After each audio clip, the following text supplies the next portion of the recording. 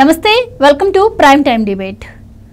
ఆంధ్రప్రదేశ్లో జరుగుతున్నటువంటి అసెంబ్లీ సమావేశాలకు గైర్హాజరైనటువంటి వైసీపీ శాసన మండలిలో మాత్రం గతంలో చంద్రబాబు అసెంబ్లీ సమావేశాలకు రాకుండా పారిపోయాడు అంటూ కొన్ని వ్యాఖ్యలు చేశారు వైసీపీ పార్టీకి సంబంధించినటువంటి ఎమ్మెల్సీలు. దీనిపై స్పందించినటువంటి లోకేష్ గారు, నా తల్లిని అవమానిస్తే శాసనసభకు రావాలా, అలాగే మరి మేమేనాడైనా జగన్మోహన్ రెడ్డి కుటుంబాన్ని అవమానించామా, అలాగే నా తల్లినే కాదు ఏ ఆడబిడ్డను అవమానించినా ఏ తల్లిని అవమానించినా నేను ఊరుకునేది లేదు అంటూ లోకేష్ గారు తెగేసి చెప్పడం అయితే జరిగింది. ఇదిలా ఉంటే మరోపక్క జగన్మోహన్ రెడ్డి గారేమో మీ తల్లిని అవమానిస్తాను, నా తల్లిని అవమానించిన వాడిని కూడా వదిలిపెట్టమని నేను అడుగుతాను అన్నట్టుగా బిహేవ్ చేస్తున్నారు.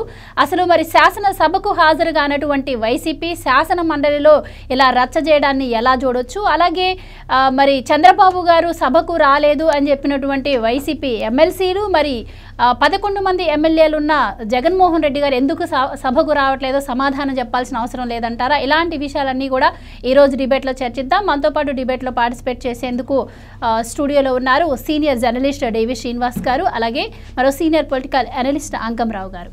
నమస్కారం సార్. నమస్కారం సార్.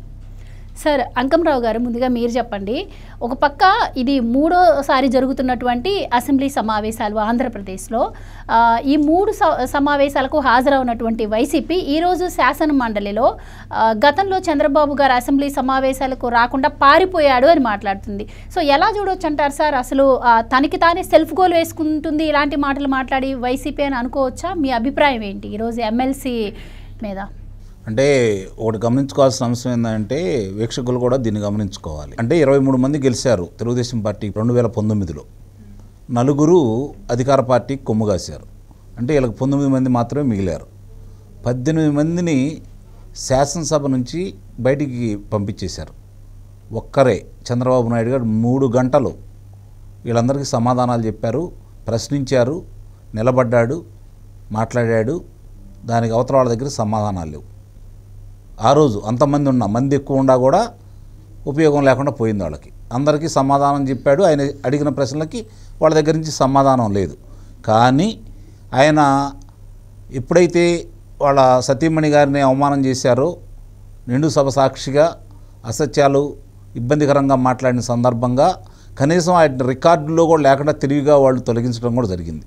ఇది గమనించుకోవాల్సిన అంశం. ఈరోజు బొత్స సత్యనారాయణ దాన్ని పట్టుకొని రికార్డులో ఉందని మాట్లాడితే ఆ రికార్డులు తొలగించడానికి నువ్వు కూడా ప్రధాన సూత్రధారివే కదా. రికార్డులు లేవని చెప్పారు కదా, అబద్ధం ఆడారు కదా. స్పష్టంగా వినపడుతున్నా కూడా, ఆడియోలో వినపడుతున్నా కూడా వీడియోలో లేదని చెప్పిన ఒకే ఒక్క కారణంతో రికార్డుల నుంచి తొలగించిన వ్యక్తులు వీళ్ళే కదా. దానికి ఆ రోజు మరి ఈయన మంత్రిమండలిలో ఉన్న వ్యక్తి ఈయన కూడా ఉన్నాడు కదా. ఈరోజు వచ్చి మాట్లాడుతున్నాడంటే దాన్ని బట్టి అర్థం చేసుకోవాలి వాళ్ళ చిత్తశుద్ధి ఏందనేది.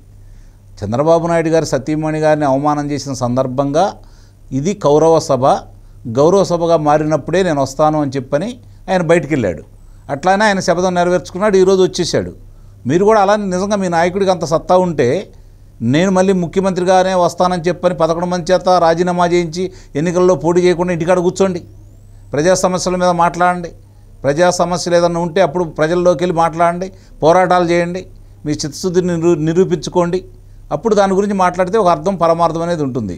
ఇప్పుడు ఈరోజు మాట్లాడిన శాసనమండలిలో వాళ్ళు మీరు అడిగారు కదా శాసనమండలికి ఎందుకు వస్తున్నారు ఏందనే దానికి మంది ఎక్కువ ఉన్నారు కాబట్టి గమనించుకోవాల్సిన మంది ఎక్కువ ఉన్నారు. గతంలో ఇదే శాసనమండలి రద్దు చేద్దామని కూడా అదే కదా. ఇప్పుడు ఆ రోజు 3 రాజధానుల విషయానికి శాసనమండలి చైర్మన్గా ఉన్నటువంటి షరీఫ్ గారు ఆయన దీన్ని అంటే వాదోపవాదాలన్నీ అయిన తర్వాత ఆయన విచక్షణాధికారంతో సెలక్షన్ కమిటీకి పంపించడం కూడా జరిగింది. సెలక్షన్ కమిటీకి పంపించారు కాబట్టి నా మాట కాదంటారా, నేను పెట్టిన బిల్లునే వ్యతిరేకిస్తారా అంటే నాకు సభ్యులు తక్కువ మంది ఉన్నారు కాబట్టి శాసనమండలిని రద్దు చేస్తానన్న మాట్లాడిన వ్యక్తి మడమ తిప్పాడు, మాట తెప్పాడు. కనీసం కొన్ని వందల విషయాల్లో మడమ తిప్పాడు, మాట తెప్పాడు. ఇంకా దాని గురించి చెప్పుకుంటారు, మా నాయకుడు మడమ తిప్పడు, మాట తప్పడు అని చెప్పని. సింహం సింగిల్గా అంటారు. మరి నాకు తెలిసినంతవరకు మృగరాజు, జంతువుల్లో మృగరాజు సింహం. సింహంతో పోల్చుకున్నప్పుడు ఏంటంటే సింహం ఎప్పుడైనా సరే వేటకెళ్ళిద్ది, ఆకలి అయినప్పుడు మాత్రమే వేటకెళ్ళిద్ది. మేకలు వచ్చినా లేకపోతే చిన్న ఏదొచ్చినా కూడా పట్టించుకోదు. ఆకలి అయినప్పుడే వేటాడిద్ది, తినిద్ది, మళ్ళీ వెళ్ళి పొనుకుంటుంది. మళ్ళీ ఆకలి అయినప్పుడే వేటాడిద్ది. లేదంటే అంతకుముందు నేను చంపేశాను కదా పలానా జీవిని, అది తిందాన్ని చూడదు సింహం. సింహంతో పోల్చుకునేటప్పుడు గుణగణాలు, సింహం యొక్క రాజసం, సింహం ఏ విధంగా చేసిందన్న విషయాలన్నా తెలుసుకోవాలి. ఒక వ్యక్తి ఒక జంతువుతో పోల్చుకున్నారు. ఇక్కడ గమనించుకోవాల్సింది ఏంటంటే జంతువుతో పోల్చుకున్నారు. ఆ పోల్చుకున్నప్పుడు కనీసం ఆ గుణగణాలన్నా పరిగణలో తీసుకోవాలి కదా, అవి కూడా తెలియదు వాళ్ళకి. అంటే ఎంత అజ్ఞానంలో మనం ప్రత్యేకంగా చెప్పాల్సిన అవసరమే లేదు. ఇక్కడ కూడా అట్లానే ఈరోజు బొత్స గారు మాట్లాడినా, లేకపోతే వాళ్ళ శాసన మండలి సభ్యులు మాట్లాడినా, దానికి లోకేష్ బాబు గారు అడిగినా పయ్యావుల కేశవ్ గారు చాలా స్పష్టంగా చెప్పారు. పయ్యావుల కేశవ్ గారు ఏం మాట్లాడారంటే అక్కడ ఆయన పుస్తకాన్ని చూపించేసి, చంద్రబాబు నాయుడు గారి బొమ్మ చూపించేసి పుస్తకం చదివి మాట్లాడాడు. ఎవరు? బొత్స సత్యనారాయణ.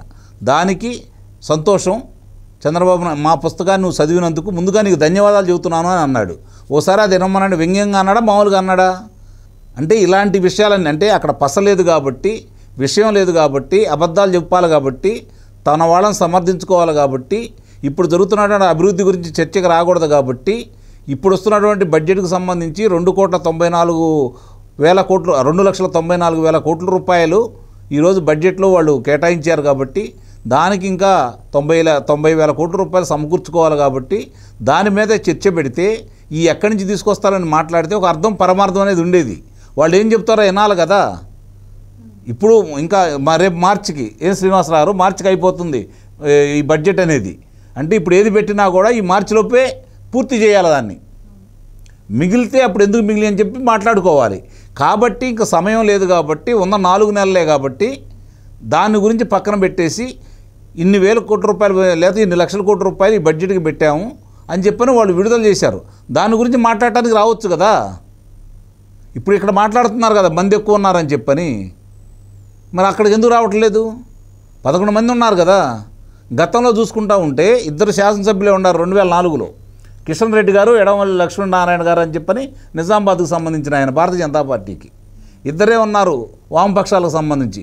ఒక్కడే ఉన్నారు అంతకుముందు ఓంకార్ గారు సిపిఐ ఎమ్మెల్యే సంబంధించి. మరి ఆయన మాట్లాడేవాడు. ఇద్దరే ఉన్నప్పుడు మాట్లాడారు, ఒక్కళ్ళు ఉన్నప్పుడు మాట్లాడారు. అట్లాగే జయప్రకాష్ నారాయణ, లోక్సత్తా జయప్రకాష్ నారాయణ గారు, మరి భారతీయ జనతా పార్టీ తరపు నుంచి వెంకయ్యనాయుడు గారు కావచ్చు, బద్దం బాలరెడ్డి గారు కావచ్చు, వాళ్ళందరూ మాట్లాడేవాళ్ళు కదా. 294 మంది ఉన్న శాసనసభ్యుల్లోనే ఒకళ్ళిద్దరు ఉన్నప్పుడు మాట్లాడారు. మీరు 175 ఉన్నప్పుడు 11 మంది ఉన్నారు కదా. అసలు మీరు నోరు నొక్కుతారా, మీ గొంతు నొక్కుతారా, గొంతు మీద కాలేసి తొక్కుతారా అని చెప్పని మాట్లాడే బదులు వచ్చిన తర్వాత ఏం చేస్తారో ప్రజలు చూస్తారు కదా. దేవాలయం లాంటిది కదా, ప్రజా సమస్యల గురించి కదా మీరు మాట్లాడాల్సింది. ఆ విషయాలన్నీ వదిలేసి శాసనమండలిలో ఈరోజు వచ్చి రచ్చ చూస్తూ ఉంటే లోకేష్ బాబు స్పందించాడు, చక్కగా ఆయన విషయాలు చెప్తున్నాడు, ఏం వదిలిపెట్టని చెప్పి అంటున్నాడు. దీనికి సంబంధించినంతవరకు సోషల్ మీడియాలో ఎవరైతే ఏమైతే చేశారో దానికి కూడా వదిలిపెట్టం, అందరికి శిక్ష ఉంటాయని చెప్పి చెబుతున్నారు కదా. ప్రారంభం ఇప్పుడైంది, పూర్తి ఎప్పుడవుతుందో చూద్దాం. రైట్. శ్రీనివాస్ గారు మీరు చెప్పండి. ఒక పక్క శాసనసభ సమావేశాలు జరుగుతుంటే ఆ సమావేశాలకు హాజరు కాకుండా శాసన మండలిలో వచ్చేసి చంద్రబాబు గారు పారిపోయారని మాట్లాడడం ఎంతవరకు కరెక్ట్ అంటారు? అసలు ఎందుకు శాసనసభను బాయ్కట్ చేసి శాసన మండలిలో ఎందుకు వైసీపీ ఎమ్మెల్సీలు పోరాడుతున్నారు? సో ఏం చెప్తారు మీరు దీని గురించి? దీని వెనక వైసీపీ ప్లాన్ ఏంటంటారు? ఏంటి? చంద్రబాబు ఇప్పటికీ 8-9 సభల్లో ఉన్నారు. ఆయన 45 ఏళ్ల రాజకీయ జీవితంలో 5 ఏళ్లే బయట ఉన్నారు. 40 ఏళ్ళు ఆయన సభలో ఉన్నారు. అసలు ఇవాళ ఆంధ్రప్రదేశ్ శాసనసభలో కాదు, మొత్తం అటు ఉమ్మడి 2 రాష్ట్రాల శాసనసభల్లో సీనియర్ పార్లమెంటేరియన్ ఎవరు? చంద్రబాబు కన్నా ఎక్కువసార్లు గెలిచిన వాళ్ళు లేరు, ఎక్కువసార్లు పోటీ చేసిన వాళ్ళు లేరు. ఆయన అసలు సభకి గైర్హాజరు కాడు. ఆయన అసలు సమావేశం జరుగుతుందంటే అసలు ఆయన ఇప్పుడు గతంలో ఎప్పుడో నల్లపరెడ్డి శ్రీనివాసులు రెడ్డి ఉండేవాడు. ఏంటి అసలు ప్రతిరోజు సభకి వెళ్తారు. అసలు సభకి గైర్హాజరు అవ్వటం అనేది ఆయన డిక్షనరీలో లేదు. ఆయన రికార్డ్ బీట్ చేశాడు ఈయన ఒక టైంలో. ఎవరు? చంద్రబాబు. అలాంటిది ఎందుకని మొన్న సభకి వెళ్ళలేదు? ఆయన సభకి వెళ్ళకపోవడానికి మన అంకమరావు గారు కారణం చెప్పారు. ఏంటి? ఇది కౌరవ సభగా మారింది, ఇక్కడ అందరూ కౌరవులే, వికటాటహాసం చేస్తున్నారు, అవమానిస్తున్నారు, మళ్ళా గౌరవ సభ అయితే తప్ప నేను అడుగు పెట్టనని ఆ రోజు ఆయన భీషణ ప్రతిజ్ఞ. ఏది అంటే జగన్మోహన్ రెడ్డి గౌరవ సభకు రాడా? కౌరవ సభకే వస్తాడా? అంటే ఇప్పుడు జగన్ సభకు రావాలంటే అది కౌరవ సభ అవ్వాలన్నమాట. అలా కనపడుతుంది మనకి. ఇప్పుడు శాసన మండలిని వాళ్ళ బొత్స సత్యనారాయణ కౌరవ సభ చేస్తున్నాడా? ఏది ఇప్పుడు అంకమరావు గారు అక్కడ మంద ఎక్కువ అంటున్నాడు. అంటే ఈ మంద ఎక్కువైతే మీరు కౌరవ సభ చేసేస్తారా? ఇప్పుడు ఓంకారు ఒక్కడే, కానీ ఆయన లేచి నుంచుంటే మైక్ ఇస్తారు. వెంకయ్య నాయుడు, జైపాల్ రెడ్డి వీళ్ళు ఏంటంటే ఇప్పుడు జయప్రకాష్ నారాయణ్ ఒక్కడే అని చెప్పి మైక్ ఇవ్వకుండా ఉంటారా? సింహం సింగిల్గా వస్తుందని అన్నాడు కదా జగన్మోహన్ రెడ్డి ఎన్నికల ప్రచారంలో. నువ్వు సింహం అయితే మరి వాళ్ళ సభలో ఉండేవాడి. 11 మంది ఉన్నారు వాళ్ళు నీతో పాటు. అయినా నువ్వు ఎందుకని వెళ్ళటం లేదంటే నువ్వు సింహం కాదు, నువ్వు చిట్టెలుక లేకపోతే పందికొక్కు. ఎక్కడుంటాయి పందికొక్కులు చిట్టెలుకలు? కలుగులో ఉంటాయి, బొరియల్లో దాక్కుంటాయి, కలుగులో దాక్కుంటాయి, బొక్కలు ఎత్తుక్కుంటూ ఉంటాయి. ఇప్పుడు నువ్వు తాడేపల్లి ప్యాలెస్ నుంచి అదొక బొరియా, అదొక కలుగు, లేకపోతే యలహంక ప్యాలెస్ అనే ఇంకో కలుగులో దూరుతున్నావు. అంటే జగన్మోహన్ రెడ్డి నిన్న బడ్జెట్ గురించి ఇంట్లో ప్రెస్ మీట్ పెట్టి మాట్లాడతాడు, అప్పుల గురించి చెప్తాడు. అసలు అతను ఓడిపోయింది అప్పుల వల్ల, అదొక కారణమే తప్ప అతను ఓడిపోయింది దేనివల్ల? అతను చేసిన అరాచకాల వల్ల. జగన్మోహన్ రెడ్డి చేసిన అరాచకాలే ఈరోజు లోకేష్ మళ్ళీ ఇంకోసారి కౌన్సిల్లో గుర్తు చేశాడు. ఏంటి? నా తల్లిని అవమానిస్తే వదిలేయాలని అంటున్నాడు, నా తల్లిని అవమానిస్తే కూర్చోవాలంటున్నాడు. ఇవాళ నిప్పులు గక్కాడు. ఏది లోకేష్ ఇవాళ అతను ఫైర్ అవుతున్నటువంటి విధానం చూస్తే ఆయన తల్లే కాదు ప్రతి తల్లి గర్వపడతాను. లోకేష్ లాంటి కొడుకు ఇవాళ ప్రతి తల్లి కోరుకుంటాను. తల్లిని అవమానిస్తే సహించని కొడుగ్గా లోకేష్ ప్రజల ముందున్నాడు. తల్లిని అవమానించే వాళ్ళని బిర్యానీలు పెడదాం, వాళ్ళని పరుపులేద్దాం, దిళ్ళేద్దాం, వాళ్ళని బయట వదలాలి, వాళ్ళని జైల్లో పెడతానికి వీల్లేదన్న కొడుకుగా జగన్మోహన్ రెడ్డి. ఏ కొడుకుని వాళ్ళ తల్లులు కోరుకుంటారు? లోకేష్ లాంటి కొడుకునా, జగన్ లాంటి కొడుకునా? ఏ అన్నని వాళ్ళ చెల్లెళ్ళంతా కోరుకుంటారు? లోకేష్ లాంటి అన్ననా, జగన్ లాంటి అన్ననా? నీ తల్లి మీద నీ చెల్లెళ్ళ మీద పోస్టులు పెట్టినాడు, జైల్లో పెట్టకూడదా? అడిగాడు ఇవాళ లోకేష్. ఏమని? నా తల్లినే కాదు విజయమ్మని అవమానించారు, షర్మిలను అవమానించారు, సునీత మార్ఫింగ్ ఫోటోలు, వివాహేతర సంబంధాలు అంటగట్టారు. ఎవరికి? షర్మిలకి, సునీతకి. అసలు విజయమ్మ శీలాన్నే శంకిస్తూ పెట్టారు. షర్మిల రాజశేఖర్ రెడ్డికి పుట్టలేదన్న పోస్టు పెట్టినాడిని వదిలేయమంటాడా జగన్? అంటే జగన్మోహన్ రెడ్డి ఇవాళ ఈ సైకో గ్యాంగ్ లీడర్గా మారాడు. ఒక సైతాన్ సైన్యాన్ని జగన్ పోషిస్తున్నాడంటూ ఆ సైతాన్ సైన్యం వెనకున్న అనకొండను లాక్కురెండను. వీళ్ళు కాదు, వీళ్ళన్నీ చిట్టెలుకలే. ఎవరు? ఈ వర్ర రవీంద్రారెడ్డో, ఈ ఇంటూరి రవికిరణో, లేకపోతే ఆ కల్లం హరికృష్ణారెడ్డో, లేదు ఆ పెద్దిరెడ్డి సుధారాయణో, వీళ్ళంతా ఏంటి? వీళ్ళొట్టి ఎక్స్ట్రా ఆర్టిస్టులే. అసలు అనకొండను పట్టుకురమ్మంటోంది.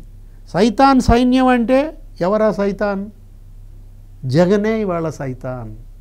అది మనం అనేది కాదు, లోకేష్ అనేది కాదు, తెలుగుదేశం జనసేన అనేది కాదు. అది ఎవరంటున్నారు? సొంత చెల్లెళ్ళు అంటున్నారు ఇవాళ జగన్ని సైతాన్ అని. ఇవాళ సునీత్ వచ్చి పిటిషన్ ఇచ్చింది. ఏది?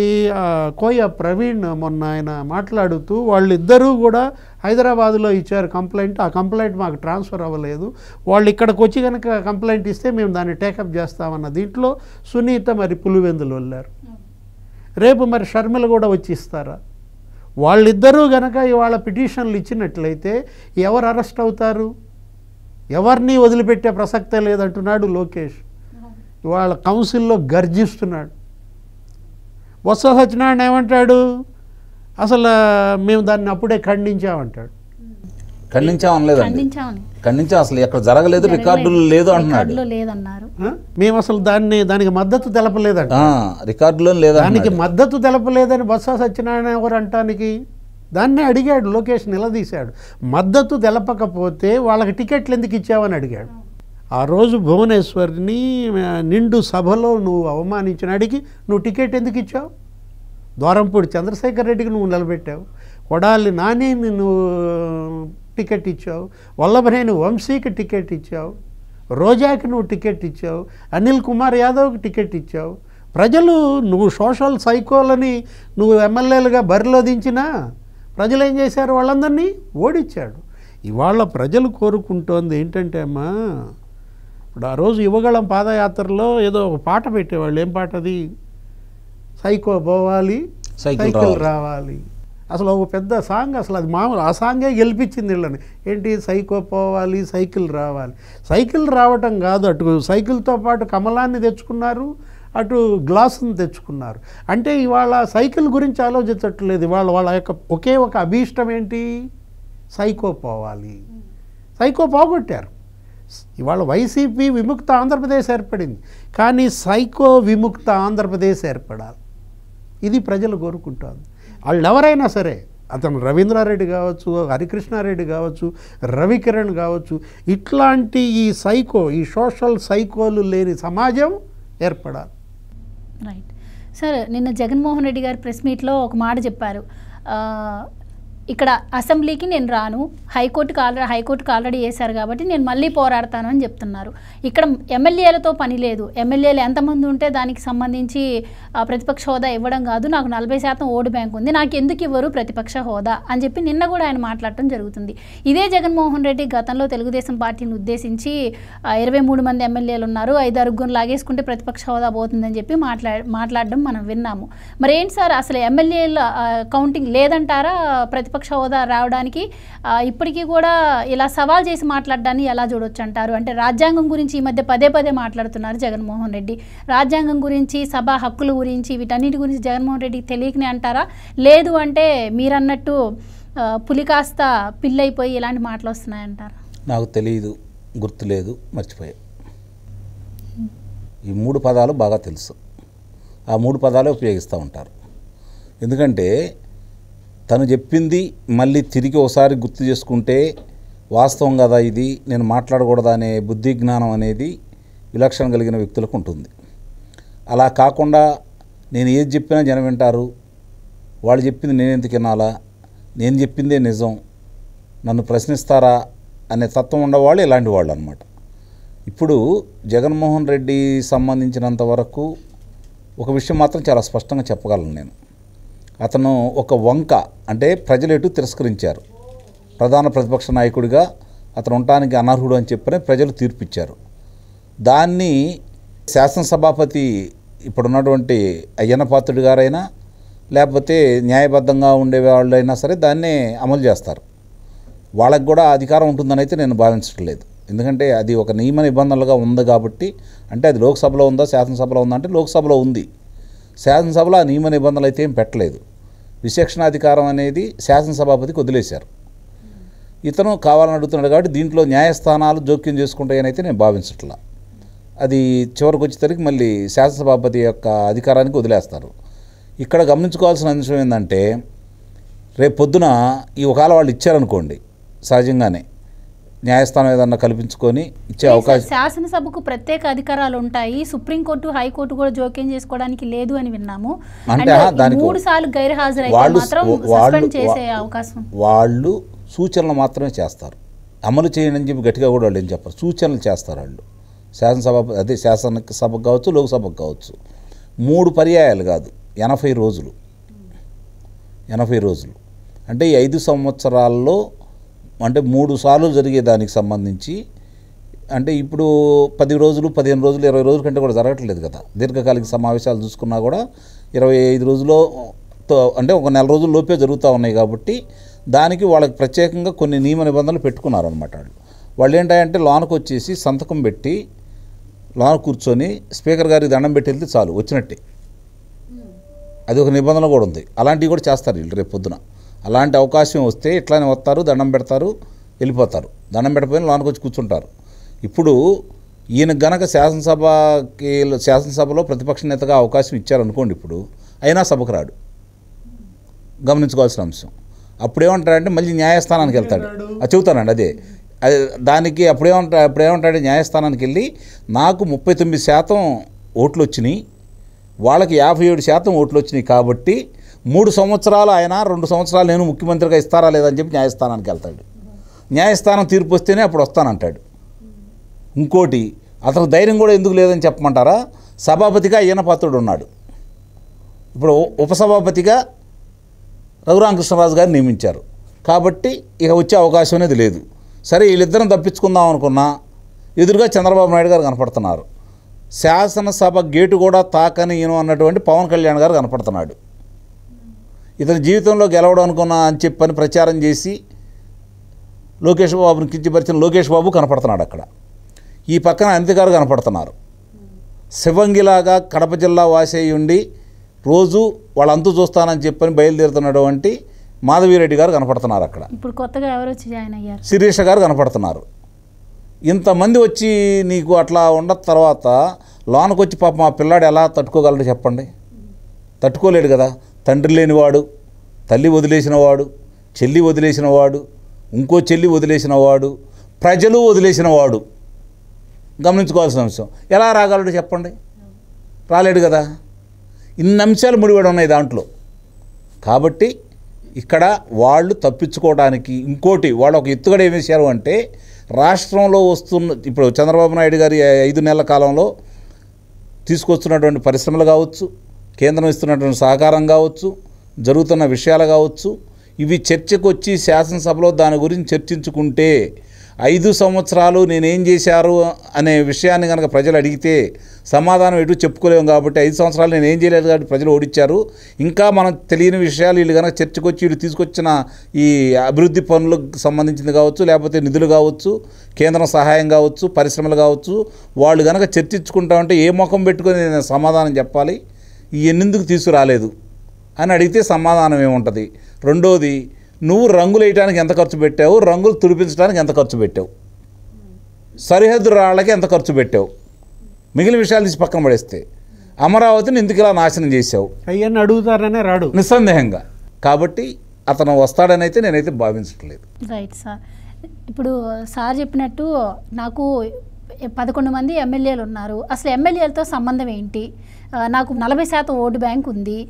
ఇప్పుడున్న ప్రధాన ప్రతిపక్షం కూడా నేనే. నన్ను ఎందుకు ప్రధాన ప్రతిపక్ష నేతగా యాక్సెప్ట్ చెయ్యరు?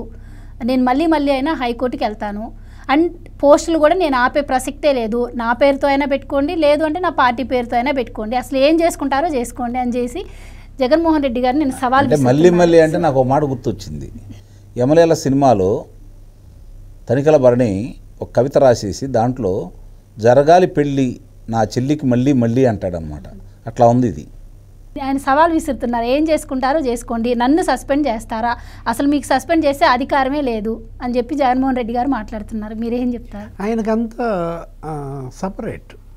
జగన్మోహన్ రెడ్డి ఆయనంతా స్టైల్ ఏంటంటే అతనిది ఒక ఉలిపికట్టే మనస్తత్వం.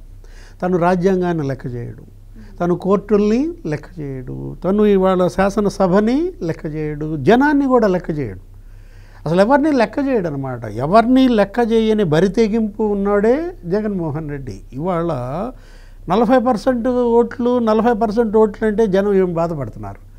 ఆయన 40% అన్నప్పుడల్లా ఇతను ఎందుకు మమ్మల్ని ఇంత అవమానిస్తున్నాడు, 40% అవమానం చేస్తున్నాడు. జగన్ ఎందుకనేది ఆలోచించట్లా. ఇవాళ జగన్మోహన్ రెడ్డి శాసనసభకి వెళ్ళకపోవడం 40% ఓటర్స్ని అవమానిస్తున్నాడు. 40% ఎవరైతే ఆయనకు ఓట్లు వేశారో వాళ్ళని తలదించుకునేలా చేశాడు. పులివెందుల్లో ఎవరైతే గెలిపించారో వాళ్ళని తలదించుకునేలా చేశాడు.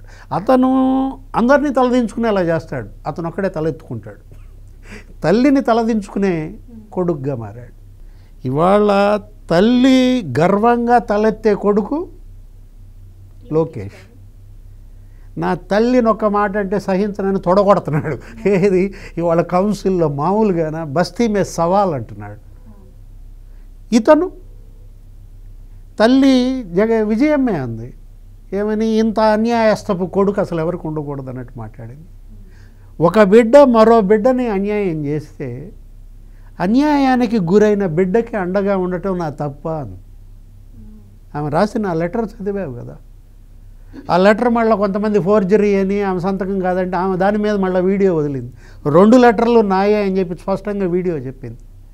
ఒక బిడ్డ ఇంకో బిడ్డను అన్యాయం చేశాడంటే ఈ బిడ్డ ఏ బిడ్డ? ఇది గడ్డ, ఇది బిడ్డ కాదు. ఇది అన్యాయం చేసినాడు బిడ్డ ఎలా అవుతాడు? బెల్లపుగడ్డ సెగ్గడ్డ అండి. సెగ్గడ్డే, బెల్లపుగడ్డ ఇంకా అది కొంచెం తీయగా ఉంటుంది.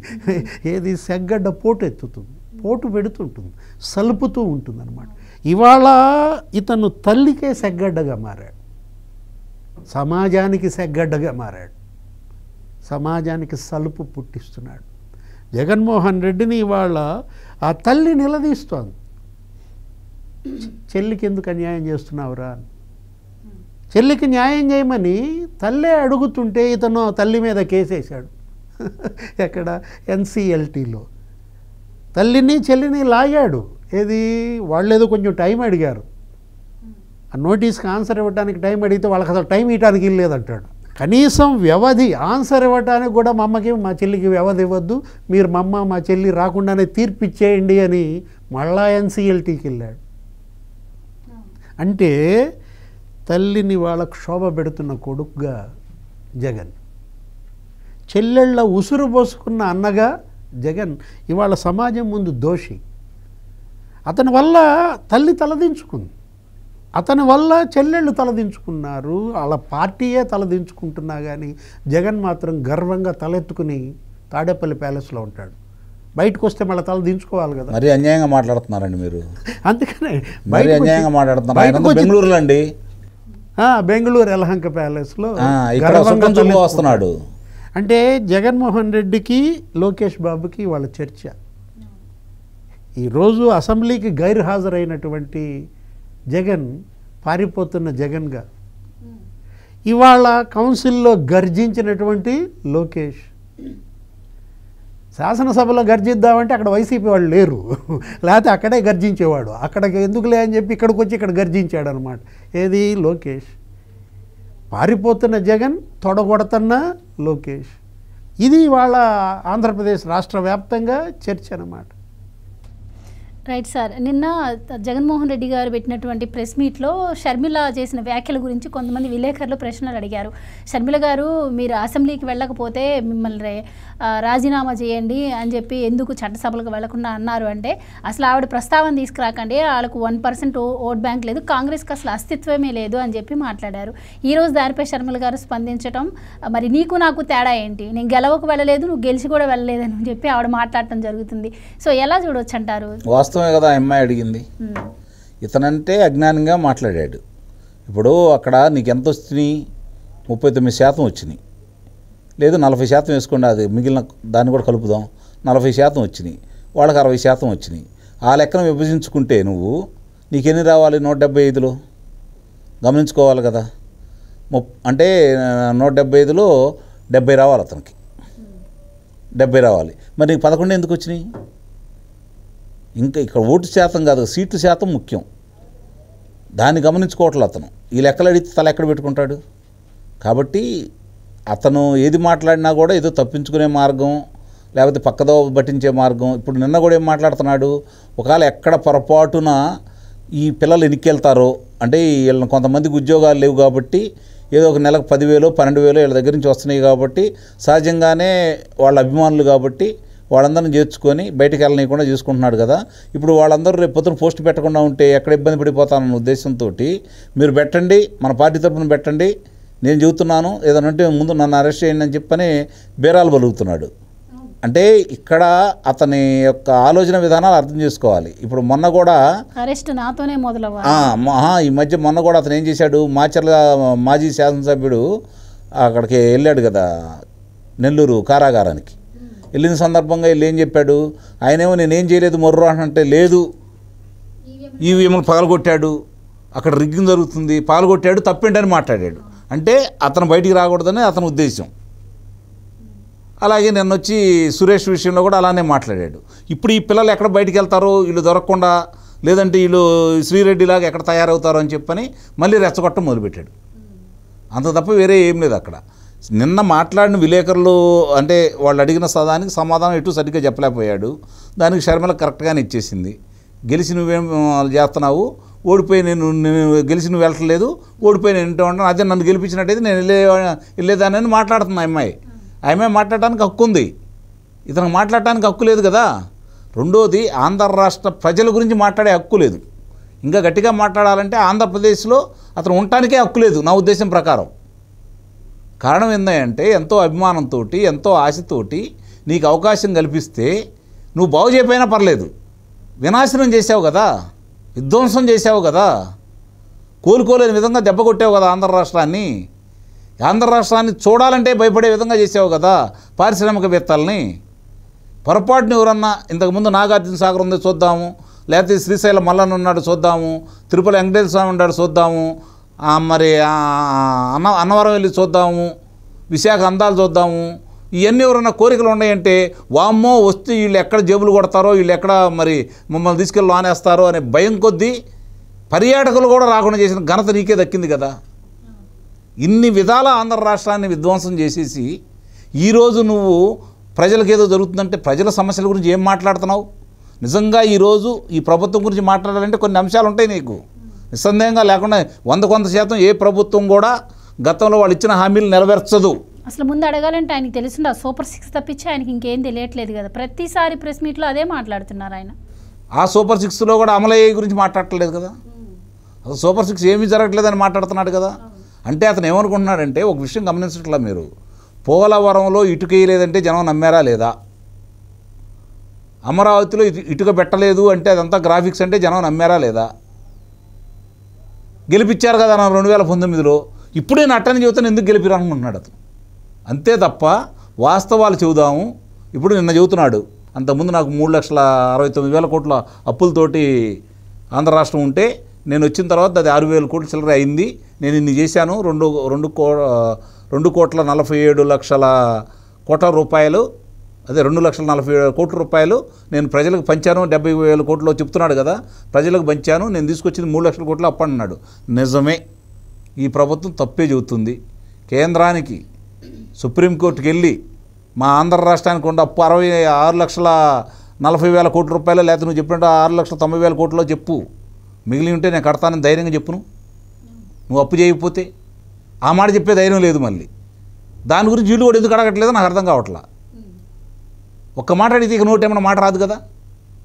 అంటే నువ్వు కాంట్రాక్టులకు ఇవ్వాల్సిన డబ్బులు ఇవ్వలేదు, అలాగే పంచాయతీల దగ్గర తీసుకున్న డబ్బులు లెక్క చూపించట్లేదు, తర్వాత నువ్వు గ్యారంటీలు ఇచ్చి కార్పొరేషన్ల ద్వారా తీసుకొచ్చిన అప్పుల గురించి నువ్వు మాట్లాడట్లేదు. స్పష్టంగా కాగు వివరంగా ఇచ్చింది కదా. ఈరోజు కొన్ని చెప్పుకొని ఉంటాయి, వీళ్ళు ఆర్బీఐకి సంబంధించిన మాత్రమే లెక్కలు చెప్పారు, మిగిలిన అప్పుల గురించి వీళ్ళు బయట పెట్టలేదు. అవన్నీ బయటకు వస్తే మిగిలిన అంశాలు కూడా బయటకు వస్తూ ఉంటాయి. అందుకే నేను అంటున్నాను, నీకు అంత ధైర్యం ఉంటే లేదు మాకు అప్పు ఇంతే ఆంధ్ర రాష్ట్రానికి, మీరెవరు ఈ మాట మాట్లాడటానికి, మాకు అప్పులు లేవు మేము కట్టమని చెప్పమనండి, అప్పుడు వస్తారు ముడి మీద దంటానికి వాళ్ళు. ఈ విధంగా తీసుకున్నారు, దీనికి సమాధానం ఏందని చెప్పని అది చెప్పాలి కదా అంటున్నాను నేను. అవి ఏమి చెప్పలేకపోతున్నాడు కాబట్టి అతను డొల్లతనం ఏంటి అర్థమైపోతుంది కదా. రైట్. ఈరోజు వాళ్ళు అన్నట్టే చంద్రబాబు అసెంబ్లీ నుంచి పారిపోయాడు అని అన్నారు. అసలు మీరేం చెప్తారు? చంద్రబాబు గారు అసెంబ్లీ నుంచి పారిపోయారంటారా, జగన్మోహన్ రెడ్డి అసెంబ్లీ నుంచి పారిపోయారంటారా? ఫైనల్గా చంద్రబాబు ఇందాక మనం మాట్లాడుకున్నది ఇంట్రోలో అదే, అసలు ఆయన అసెంబ్లీయే ఆయన ఊపిరి. ఆయన అసెంబ్లీకి గైర్హాజరు అవ్వటాన్ని అసలు ఆయన సహించడు. ఆయన గైర్హాజరు కాడు, ఎవరు గైర్హాజరు కావటానికి వీల్లేదంటాడు. ఆ సంవత్సరంన్నర ఆయన ఎందుకని వెళ్ళలేదు, ఆయన అంత దారుణంగా అవమానించారు. మనకి ఇందాక అంకమరావు గారే చెప్పారు ఏమని, ఎంతమంది వాళ్ళు గెలిచింది. ఆ రోజు అసెంబ్లీలో ఉన్నది 4 లాగేసుకున్నారు వాళ్ళు. 22 మంది వాళ్ళు గెలిస్తే 4 లాగేసుకుంటే ఉన్నది 18 మందితో ఆయన సభకి వెళ్ళాడు. 18 మందిని ఆయన సస్పెండ్ చేస్తే ఆయన ఒక్కడే ఒంటరిగా నిలబడ్డాడు. అది కదా సింహం, సింగిల్గా నిలబడి మాట్లాడాడు, 3 గంటలు మాట్లాడాడు ఒక్కడే, మొత్తం అందరినీ సస్పెండ్ చేసినా అని మరి అంకమరావు గారు ఇందాక అన్నారంటే సింహం అంటే అది కదా. ఇంకో విషయం అండి, గతంలో పరిటాల రవీంద్ర గారిని చంపేసినప్పుడు ఇదే అప్పుడు 294 మంది ఉన్న శాసనసభలో ఒక్కడే రేత్రిపూట 11 గంటల దాకా అందరికీ సమాధానం చెప్పాడు. అప్పుడు రాజశేఖర రెడ్డి ఉన్నప్పుడు నాన్న మీదే సవాల్ చేశాడు కదా. వాళ్ళ నాన్నకే భయపడినాడు చంద్రబాబు, ఇతనికి భయపడతాడా? ఇతను జైల్లో పెట్టినా భయపడలేదు కదా. ఇవాళ భయపడుతోంది జగన్. ఎందుకు భయపడుతున్నాడు? ఇవాళ ఏంటి, వీళ్ళంతా అప్రూవర్లుగా మారుతున్నారు. అతను ఐపీఎస్లంతా అప్రూవర్లుగా మారారు, దస్తగిరి అప్రూవర్గా మారాడు, నిన్న వాడు రవీంద్రారెడ్డి కూడా అప్రూవర్గా మారి వాంగ్మూలం ఇచ్చాడు. వాడికి జీతం ఎంత ఇచ్చారు, ఎవరెవరు పోస్టులు పెట్టించారు, అసలు ఆ పోస్టులు రాసింది ఎవరు, ఆ పోస్టులు డిక్టేట్ చేసింది ఎవరు, మొత్తం అంతా ఇచ్చేసిన నేపథ్యంలో ఇక జగన్మోహన్ రెడ్డి తన ఆట కట్టింది, తన చాప్టర్ క్లోజ్ అయింది. ఇక తను జెండా పీకేయడం ఖాయమని అతనేంటి, తను వెళ్లకుండా సభకి ఈ 10 మందిని కూడా వెళ్లకుండా ఈ 10 మంది జీవితాలను కూడా నాశనం చేస్తున్నాడు. రాజకీయ ఆత్మహత్య, పొలిటికల్ సూయిసైడ్. ఇందాక నువ్వు అన్నావు కదా షర్మిల, ఇన్సిగ్నిఫికెంట్ పార్టీ నీది కాదన్నాయి, నాది కాదు నీది అంది. 40% ఓట్లు వచ్చిన నువ్వు వెళ్ళటలేదు, 1.7% వచ్చిన నేను వెళ్ళటలేదు, తేడా ఏంట్రా నాయన నీకు నాకు మధ్యది, మీ సొంత చెల్లె అంది. పెటా కొడుతున్నారు, ఏది మామూలు కొడతల బొగ్గలు వాచిపోయేటట్టుగా కొడుతున్నారు. తల్లి చెల్లెళ్ళు చెంపలు అట్లా వాచిపోయిన జగన్మోహన్ రెడ్డి ఇంకా సభకి వెళ్ళకపోతే అంటే ఒకట్లే, వీళ్ళు కొట్టినా పర్వాలేదు అక్కడ అయ్యన పాత్రుడు రఘురామకృష్ణరాజు వాళ్ళెక్కడ చెంపలేస్తారు అని భయమా? భయపడేవాడు వాళ్ళ పార్టీని నడపలేడు.